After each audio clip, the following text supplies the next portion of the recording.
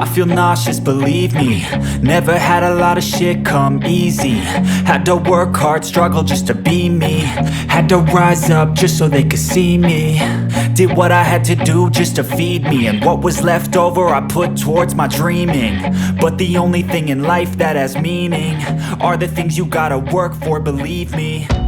Take into your hands a plan, your own hands can land your own brand. And damn, I feel like no one takes accountability. They want the credibility, convincingly unwilling to put in the fucking hours it takes to get some power. Don't be fucking sour, take a cold shower. Scream until you're louder, work until you're prouder. And fuck all the doubters, they're just fucking downers.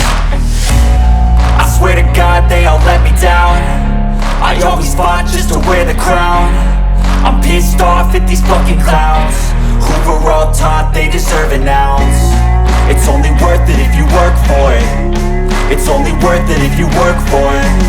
I won't stop till they hear me now. I won't stop till I wear the crown.